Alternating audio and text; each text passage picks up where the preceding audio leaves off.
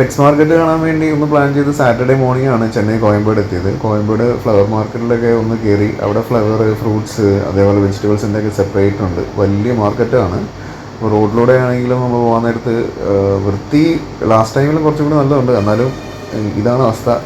രാത്രിയായപ്പോൾ നമ്മൾ മറീന ബീച്ചിലോട്ട് പോയി. ഒരു 8:30 ആയപ്പോഴാണ് അവിടെ എത്താൻ പറ്റിയത്.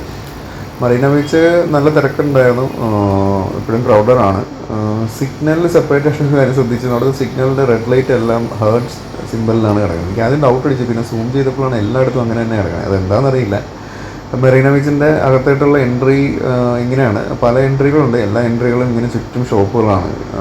പതുക്കെ ബീച്ചിൻ്റെ അടുത്തായിട്ട് വന്നു.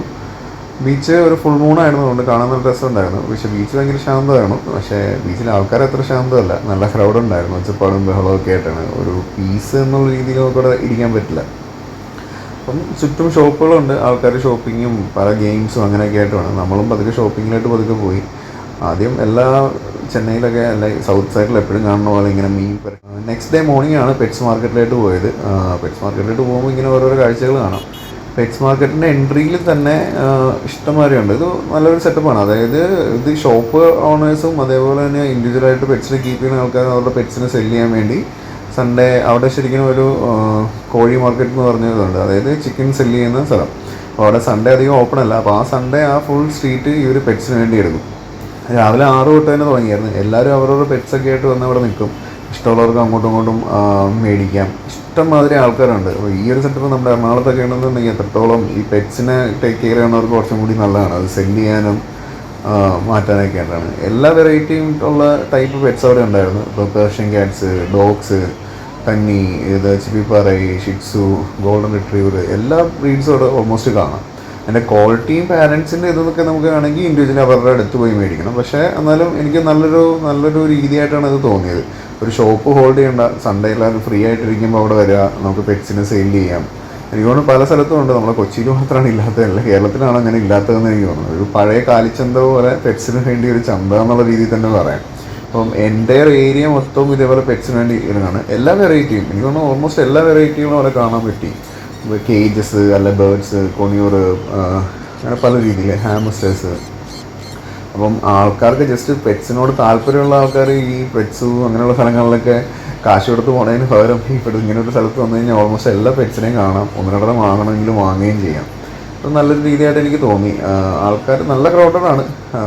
റേറ്റ് കുറവായിരിക്കും എന്ന് വിചാരിച്ചാണ് ഞാൻ ചെന്നത്. പക്ഷേ നമ്മുടെ നാട്ടിൽ റേറ്റ് കൂടുതലുണ്ട്. എനിക്കാണ് അതൊരു ഷോപ്പിലായിട്ടൊക്കെ വരുമ്പോൾ കുറച്ചും കൂടി റേറ്റ് കുറയുമായിരിക്കും. ബൾക്കായിട്ടുള്ള സെയിൽസിനെക്കാട്ടും കൂടുതൽ റീറ്റെയിലായിട്ടുള്ള സെയിൽസാണ് ഇവിടെ നടക്കുന്നത്. അതായത് സാധാരണക്കാർ വന്ന് അവരുടെ പെറ്റ്സിനെ കൊടുക്കാനുള്ളത് കൊടുക്കും, അങ്ങനെയുള്ളത്. ഒരു സെക്ഷനിലായിട്ട് നടന്നു കഴിഞ്ഞാൽ നമുക്ക് പിന്നെ ഈ പോരുകോഴിയുടെ ഒരു സെക്ഷനാണ്. എനിക്ക് ഇവിടെ തന്നെ അവരുടെ ഒരു ഭയങ്കര ക്രൈസുള്ളൊരു സാധനമാണ് ഈ പോരുകോഴി.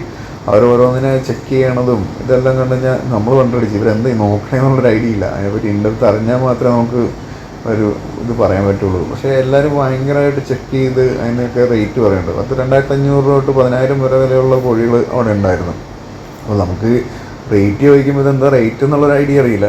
അവിടെ എക്സോട്ടിക്കായിട്ട് കണ്ടതിൽ എനിക്ക് എക്സോട്ടിക്കായിട്ട് ഫീൽ ചെയ്ത ഈ സ്കോർപ്പിയോൺസ് മാത്രമാണ്. സ്കോർപ്പിയോൺസിൻ്റെ ഒരു അഡൾട്ട് പെയർ അവിടെ ഉണ്ടായിരുന്നു. ഒരു പെയറിൻ്റെ റേറ്റ് 6,000 ആണ് പറഞ്ഞത്. അതും കുറച്ച് ഓവർ പ്രൈസ്ഡ് ആയിട്ടാണ് എനിക്ക് ഫീൽ ചെയ്തത്. പക്ഷേ എന്നാലും ഹെൽത്തി ആയിട്ടുള്ള ഒരു ഇതാണ്. അപ്പോൾ ഇത് നമുക്ക് എടുത്താലോ എന്നുള്ളൊരു പ്ലാനാണ്. പിന്നെ നാട്ടിൽ വന്നിട്ട് വേറെ മേടിക്കാമെന്ന് വിചാരിച്ചു. അപ്പോൾ ഇതിനെല്ലാം കണ്ടിട്ട് നമ്മൾ ചുറ്റി പിന്നെ തിരിച്ചു വന്ന് 1-2 കാര്യങ്ങൾ സെപ്പറേറ്റ് ചെയ്യേണ്ടത്. നമ്മുടെ നാട്ടിൽ നമ്മൾ പൊങ്ങെന്നൊക്കെ പറയുന്ന സാധനം ഇവിടെ പീസ് 1-10 രൂപയ്ക്കാണ് അവർ കൊടുക്കുന്നത്. ഇവിടെ അതിനൊക്കെ വലിയ ഡിമാൻഡാണ്. ചക്ക, പൊങ്ങ്, അങ്ങനെയുള്ള സാധനങ്ങൾ, കപ്പയൊക്കെ വേവിച്ച് വെച്ചിട്ടുണ്ട്. അതാണ് അടിപൊളി.